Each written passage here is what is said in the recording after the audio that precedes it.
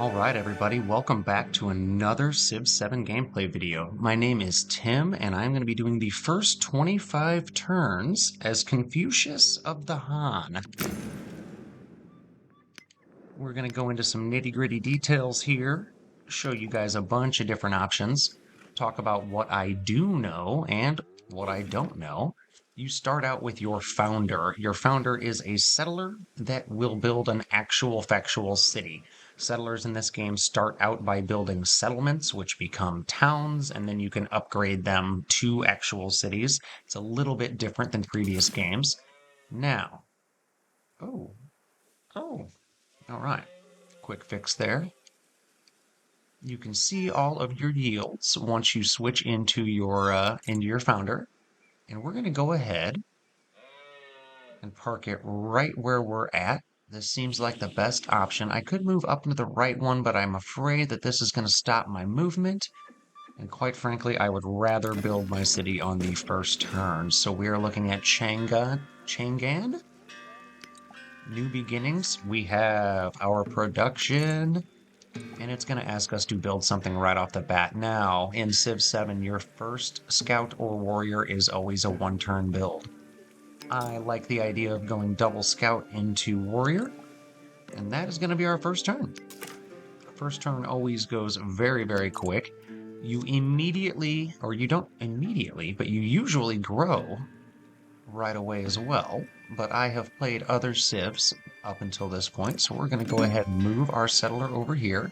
We've got some jade and we've got some cotton within range. And then what else do we have down here? Hides and dyes, I believe it is. So we've got some pretty decent luxuries right off the bat in our first city. So that's pretty cool. You're always going to pick a tech on your second turn as well. Generally speaking, you're going to want to look around to your available luxuries. We're looking at jade, cotton, dyes, and what was it again? Hides. So let's go ahead and probably choose animal husbandry for now. That is going to give our camps and woodcutters and pastures some extra bonuses to them. Since we built that scout on the first turn, we're going to go ahead and pick our second scout for now. You can queue things up. I have a scout active in 6 turns, but since I know I'm going to go to a build or a warrior after that, we will go ahead and queue up a warrior as well. So now it's just a matter of clicking to the next turn. There we go. Our population has grown. And we've got several options. Now in Civ 7, you actually choose where your people are going to grow to.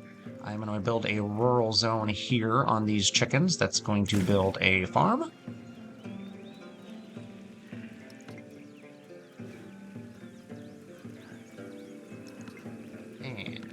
Going to let me choose a second one. Now, this time around, instead of a second farm, although that would be a good option for 2 more food and happiness, I'm actually going to get these hides, because that is going to give us a pretty good bonus to our production right away. And it's a resource, and resources are handy. Now, generally speaking, with your scouts, you want to try to open up as much of the map as possible with them. We're going to go ahead and go up here. Now, that wasn't the best move, it turned out, because I'm going to have to be forced to go this way. I would have opened up quite a bit more if I would have gone down here, but that's all right. Some choices don't quite go the way you want them to in Civ, and that's okay. Let's go ahead and move here, and then based on that, I'm going to continue to the west. Now that's opening up some coastal properties, which is nice because I like the idea of being able to be on both sides of this landmass. Got ourselves an independent village, and they are hostile. Now these independent villages are kind of like a cross between barbarian tribes and city-states from previous games. The scouts typically don't cause you too much trouble, but their warriors will get very aggressive very fast. So that's something to think about or to keep in mind as I go forward. My second scout's built, and I have moved on to the warrior. We are going to grow again this turn. And I do like how it manually makes you grow. Now, choices. Let's go ahead and build another farm. That way, When I build a granary next, it's going to bonus 2 of those farms, and I'll get a +1 out of both of them instead of just the 1. You always want to try and min-max a little bit at least. You don't have to constantly be worried about that, but on the harder difficulties, you're going to want to. I am bumped up 1 difficulty higher than the initial starting difficulty. I believe I'm on Viceroy, it's called. I found myself quite a bit ahead of the AI. Now, these altars, or cairns, will do some little narrative events. So folks have gathered to celebrate a god of plenty, dancing, drinking, making merry, gambling. Now, I can join the celebration, which is going to give me happiness towards my next celebration. Celebrations are kind of like golden ages, but they're shorter term, and they have a couple of different options at a time. Or I can observe from the sidelines. I am actually going to do that because I like the culture boost. It is a big, big jump, and I'm not actually working on any culture yet, so now I'm going to be able to choose a civic and really move into it. Now this is going to let me build the Great Wall, and it's going to give me a settlement limit increase. Boy, that's a lot of good stuff, but I'm not ready yet. I can still build 2 settlements before anything else. So let's go ahead and go into mysticism and get our first pantheon. And then since I'm going to switch to buildings very soon, we're going to go oligarchy. If I was building a wonder right away, I would choose republic, but I'm not. And I'm not building a bunch of military units right now, so I think oligarchy is probably my best bet. Plus, to be honest, I want my main city growing. Now, these are our social policies. This is kind of like some of the government policies you've had in 5, or what were they called? The great people advisor people that you could hire, you know who I'm talking about, in 6. So let's go ahead. I like the culture boost right away. I feel like it's kind of the big one. Culture feels like something you should be focusing on at the beginning of the game in this one. A lot of the unlocks kind of seem to focus on it. Let's go ahead. That was a suboptimal move, but wow, we are really kind of isolated here. This is an interesting set. Oh, I'm going to go ahead and go back up north with this one then. The caged bird. Back north. All right, so we unlocked animal husbandry. That's going to give us our saw pit, which lets us build an urban district. Urban districts are different than the rural districts. You can build 2 buildings in each tile that is an urban district, and then you can assign specialists to it, which is the same as growing your city, only instead of adding more yields, it adds like culture or science yields and or the like, and provides a little bit of unhappiness. And then I've got the slinger, and I've got my Choco New, which is my unique ranged unit. And then camps, woodcutters, and pastures all have a little bit of a boost or a bonus. Now, it always is going to ask you to build your legacy. This is how civs are remembered, and this is kind of your victory path. You can go any of the 4. You can actually do all of them if you want at the same time. You don't have to choose just one. Well, you have to choose one, but you don't have to only do it. I'm going to go cultural. It is the Wonder of the World option. So the first step of this is to build a wonder, and then after that it will have us build more wonders. And yeah, from there we will progress along the victory path. So let's go all the way zoomed in. This game really is quite pretty when it's zoomed all the way in. I think pottery is going to be our next step because that's going to give us some boosts to basically all of our improvements. And those are important. Now, I did say I wanted to make the granary next because that is going to affect both of my farms, which is good. Now, if you put it on one of the yellow ones, this is an existing rural district that's being worked, and it would force me to replace the citizens elsewhere, and then this farm would be destroyed. So I'm going to go ahead and put it there. And when it's built, that is going to allow me to have some pretty good bonuses to some of my existing tiles. Now my first warrior is out and about. I don't need to attack Izirtu. In fact, I don't think I'm going to. I am just going to move a little bit closer to its kind of sphere of influence and then park it. That way I have a good idea of if they start sending groups to me. So let's go ahead and fortify there. It takes a couple of turns to build the fortifications up, but once you do, oh man, That is an isolated encampment. I was really hoping I was going to be able to get to it. Now I have to research sailing before I can send my scout there. That's alright. It was worth sneaking around and peeking. So my fortifications are complete, so those guys are just going to be able to kind of defend there for now. Move the scout back over there, and then we'll sleep him until I can get sailing and go get that encampment. Now, this guy's moved a little bit further to the north. Good, at least I'm going to be able to explore a little further here. I was afraid this was going to cut off. This is a rather narrow piece of land. I did not realize I was this close to the southern caps, though. Or as one of my good friends would say, the ice wall. Oh! On a warm autumn morning, the citizens gather to hear Confucius speak. He encourages them to treat each other with respect. So this is going to give me 50 culture and give me a quest to build 2 settlers, which I will do. This is going to give me 50 science and a quest to build 2 libraries, and this is going to give me a free warrior. Now, we are going to go the 2 settlers option, because I'm going to build 2 settlers anyway. For sure. So we're going to go ahead for the woodcutter here, because I want to be able to get the cotton next. Luxuries are always worth going for. There's a big expanse of space up here. Good, I got some good resources. Excellent, excellent. Horses and iron are different than in previous civs. You don't appear to need strategic resources for much of anything. Instead, they give you bonuses to your existing troops that would naturally use them. So your legions are going to have bonuses from iron. Your mounted troops are going to have bonuses if you have horses in your network. So I have built the granary, and that is good. So now my farms are 3-in-1 instead of 2-in-1. So that's very, very handy. Now the saw pit's going to give me production, science, and culture. And I can put it in the same one there. It's probably not an ideal combination, but I'm still going to do it. But then I'm also going to queue up 2 settlers.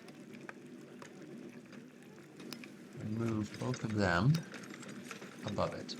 Because 1, I want to finish that quest. And 2, I want 2 more settlements. At least 1 before we end this first 25 turns video. So we're going to run away because that slinger can be drawn in close enough to my warrior to be killed by it.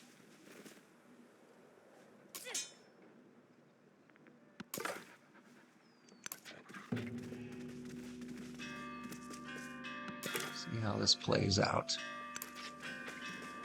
We'll see how this plays out. Now, if that scout goes away, I've got a nice little village there that I can ransack and get some points and stuff from. Cool, he moved. So these are your tribal villages, although the tribal villages come in all sorts of shapes and forms. This one's a cave. Sometimes you get those luxury encampments like down here that I'm waiting to go get to. Quite a few different options. They break it up a little bit, make it a little more unique and interesting. Kind of like how the different mountains all are shaped slightly differently. Shepherds have found a cave perfect for aging cheese. They find their unique musk irresistible.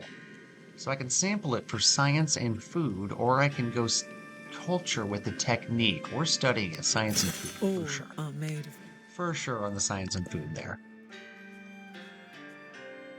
I'm going to go ahead and get sailing because that is the one that's going to let me get,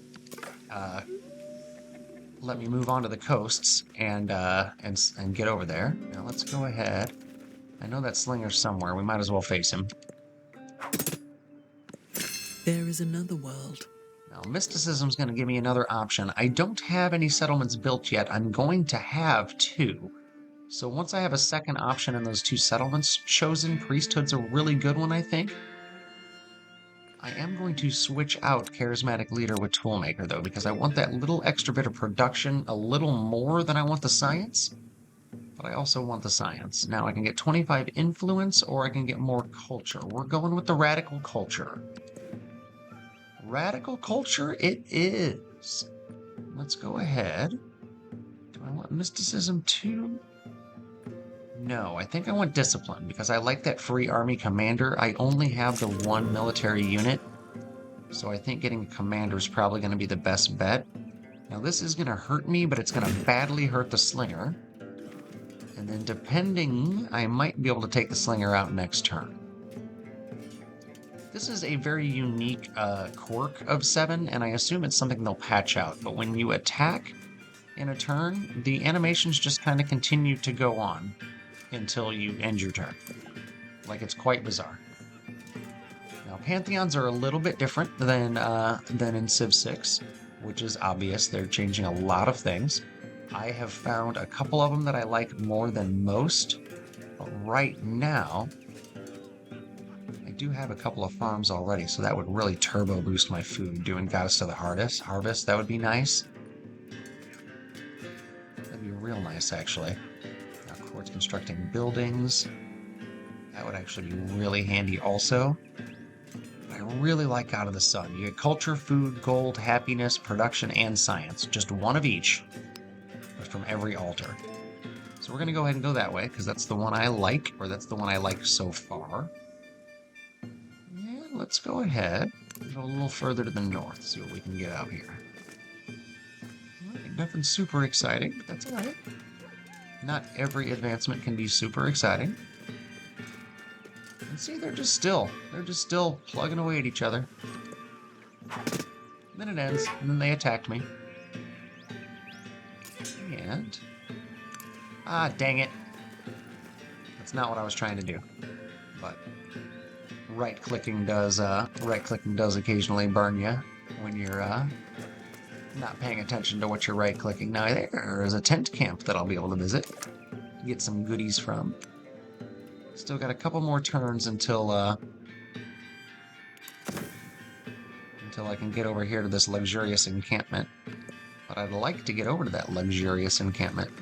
And here's my first settler. Now, settlers are a little interesting here.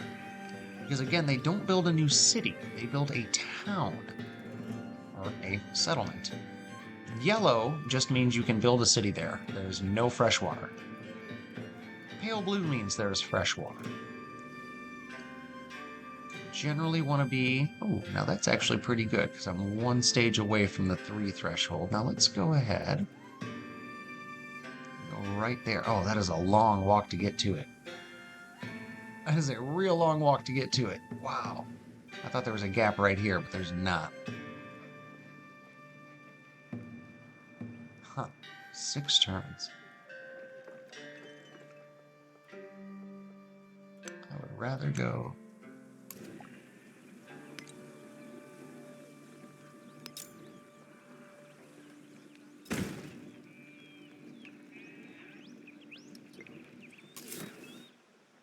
so let's go down here for now then.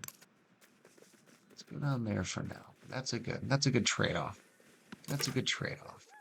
Turn 19, we're getting close to the end of the initial run. Getting close to the end of what I was wanting to show you today. But I think we went over a little bit. We went over the initial pantheon. We went over the initial government. We went over how you expand. Now see, it was worth getting up here to this cotton. 3 food, 1 gold, and a happiness. Plus it's a luxury, so it's gonna like make my people happy. That's very nice. Now let's see what's in here. Workers have stopped mining a quarry for lack of pay. I can mediate it for production, or I can take their money while they argue. We're gonna mediate, because taking their money seems like a kind of shitty thing to do.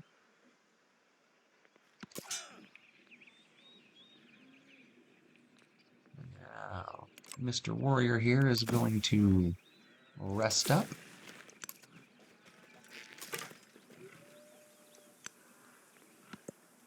You are going to heal up, and right on. Yeah, you can take a couple of hits from that stupid slinger while the warrior heals. That's not hurting anything or anybody. And let's go ahead and head east and see what we can unlock over here. Ooh, some pretty mountain territory. One of them smoking. One of them smoking. Alright, so we'll flip-flop on you guys. And this is going to be a nice second city. Eventually. It is a town. It is like a city. Food from it allows me to expand into nearby tiles, but buildings and units have to be purchased with gold. I can spend gold to make it a full-blown city, and then it can turn into its own deal where it's growing and building and all that. So let's go ahead and mine this salt and open up that woodcutter. This is my resource screen. I already have the cotton and the hides in my capital. Let's go ahead and add the salt as well. Your non-cities, your towns, can only have basic foodstuffs. They're not allowed to have luxuries. They can only have non-luxurious goods. Do nothing which is of no Now, use. discipline's going to give us a couple of different things. It gives us a free military leader, but then it's also going to give us the survey, which I am not. Ooh, actually, I do have a scout out. I do have 2 scouts out, so let's go ahead and do that. It's going to make my scouts a little more useful. And plus 50 culture just because of Confucius. That's pretty sweet. He seems like a righteous dude, Confucius. Now we're going to start working on writing because that is going to lead us into what we need going into the next 25 turns.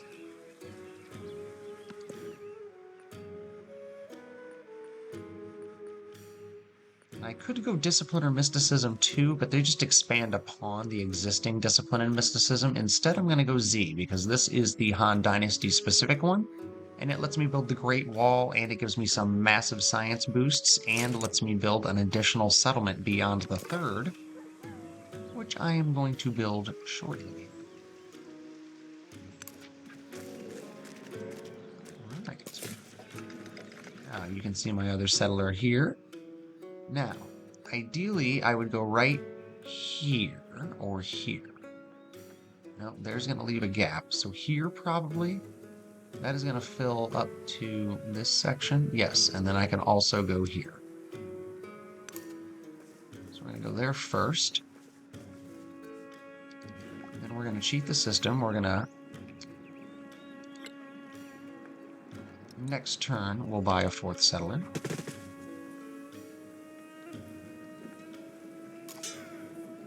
Is turn 24.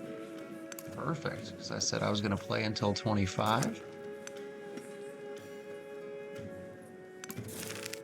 Luxurious encampment. The noblemen have had a successful hunt. We can either take 50 gold and 20 food, or we can get a whole lot of happiness. I like that food and gold, though. I really do. Plus, lets me build that settlement right away. Oh, no, it doesn't. I forgot. I don't have enough room to build it, so it won't let me buy it. So it won't let me buy it. So that's Confucius. He's pretty interesting. Got a free army commander out of my discipline. Now what I'm going to do is move him over and down to kind of back this this warrior up.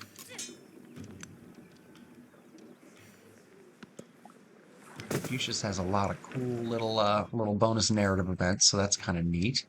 I'm going to build right there, which is going to give me this ivory, silver, and gold, and iron. That's a really, really nice city. Oh, and right here is where I meet someone new. Lafayette. S'il vous plaît. So we can go 20 influence, gain 20 influence, and plus friendliness. I can go no influence, or I can become a hostile. Might as well be friendly. No sense in not being friendly. And then you get a little bit of diplomacy options right away. I am not an open borders person. I'm just not. I never have been. I will absolutely do a research collaboration, though. If he accepts it, if he supports it, we both get 6. If he accepts it, I get 4 and he gets 2. He rejects it. Wow, what a dick. I've never had someone reject before. Huh. Well, that's interesting. I guess he didn't want to be science buddies. We're going to go for the building boost because I have a couple of buildings queued. And then I'm going to go to the +2 gold in all settlements because I'm about to build my 2nd settlement. That'll give us +4 gold.